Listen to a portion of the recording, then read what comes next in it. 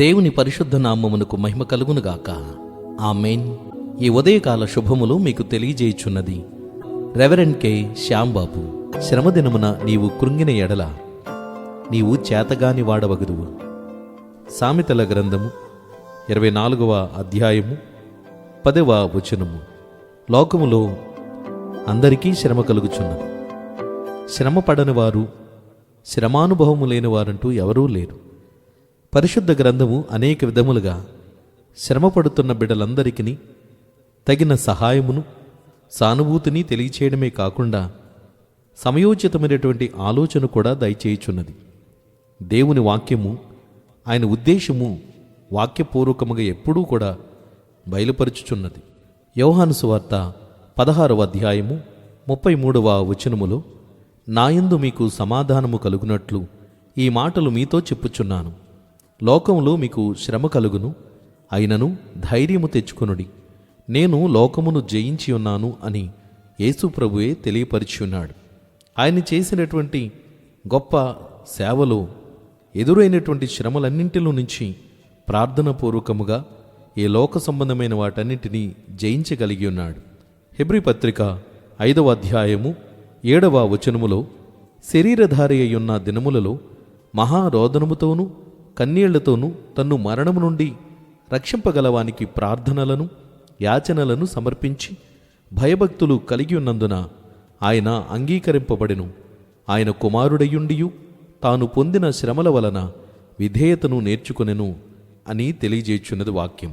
సోదరి సోదరుడా, నీ జీవితములలో ఇట్లాంటి అనుభవమును ప్రార్థనాపూర్వకముగా మాత్రమే జయించగలిగిన స్థితికి రప్పిస్తున్నది.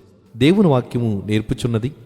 దేవుని యందు భయభక్తులు కలిగి విశ్వాసములో జీవించు వారందరికీ తప్పకుండా సాధారణమైన శ్రమలు, సమస్యయుతమైనటువంటి ఆపదకరమైన శ్రమలు కలుగుచున్నాయి.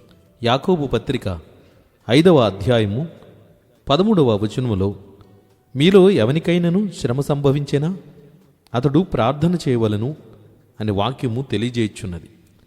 కృంగిపోకుండా ప్రార్థన ఆయుధాన్ని చేపట్టగలిగితే నీ జీవితములో ఎదురైన ప్రతి విధమైన శ్రమకు తగిన తరుణోపాయమును దేవుడు బయలుపరుస్తాడు.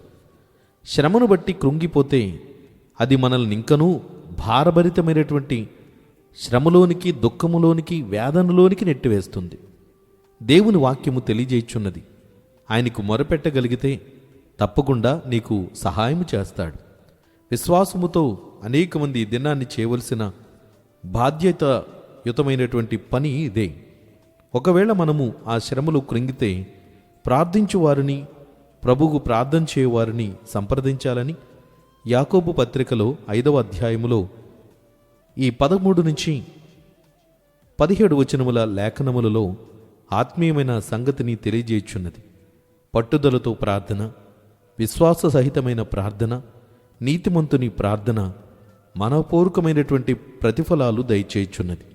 కనుక పరిశుద్ధ గ్రంథములు అనేక మంది శ్రమ కలిగినప్పుడు ప్రార్థనాపూర్వకముగానే దేవుని సంప్రదించారు. దేవుడు తప్పకుండా వారికి మేలు చేశాడు. సోదరి సోదరుడా, కృంగిపోక, భంగపడక, నీ భక్తిని విడిచిపోక విశ్వాసముతో ప్రభు సన్నిధిని కొనసాగు. ప్రార్థనయే జయం. దేవుని కృప నీకు తోడయుండునుగాక. ఆమేన్. ప్రార్థన. ప్రేమగల తండ్రి, ఘనమైన దేవా, స్తోత్రాలు చెల్లిస్తున్నాము. శ్రమలో ఉన్న బిడ్డలకు ఆదరణ, ఓదార్పును, శాంతిని, సమాధానమును మీరు కలగచేయవారయ్యున్నారు. ఈ దినముందు వాక్య పరిముఖముగా మాట్లాడిన ఈ మాటల చేత ఎవరైతే కృంగి ఉన్నారో వారిని ఆదరించి బలపరచుమని ప్రార్థిస్తున్నాం. వారికి ఎవరికి చెప్పాలో తెలియక సతమతమవుతూ వేదనలో కృంగిపోతున్న బిడ్డలు అనేకులున్నారు. ప్రభువా, ఈ దినాన్ని వారి ధైర్యపరచండి. వారికి కలిగినటువంటి శ్రమ నుంచి వారిని తప్పించుమని ప్రార్థిస్తున్నాం. తగిన తరుణోపాయమును మీరు చూపించండి. తగిన సహాయమును మీరు అనుగ్రహిస్తారని ఉదయకాలమున వారందరి కొరకే ప్రార్థిస్తున్నాం. రోగులను ముట్టండి, స్వస్థపరచండి. ఇంకా ఆకలి దప్పులతో ఉన్న వారికి తగిన పోషణ దయచేయండి. కుటుంబాల కలహాలతో ఉన్నారేమో, సమాధానము, నెమ్మదినియ్యండి. ప్రభా, వారు చేయుచున్న పని పరిచర్యలలో, ప్రయాణాలన్నింటిలోనూ నీ బిడలకు కృపచూపి సహాయం చేయండి. ఆర్థిక, ఆత్మీయ, భౌతిక క్షేమమును ఎల్లప్పుడూ దయచేయండి. నాతోటి సేవకులనందరినీ దీవించుమని, దేశ విదేశాలలో ఉన్న ప్రతి బిడ్డలను, వారి పరిచర్యలను మీరు జ్ఞాపకం చేసుకుని ఆశీర్వదించుమని వేడుకుంటూ మరొక దినమునకు మమ్మలను సమాయత్తపరచుమని యేసయ్య పుణ్యనామమున ప్రార్థించుచున్నాము తండ్రి. ఆమేన్. తండ్రి, కుమారుడు, పరిశుద్ధాత్మయను త్రియేక దేవుని దీవెన ఎల్లప్పుడూ మీకు తోడయుండునుగాక. ఆమేన్.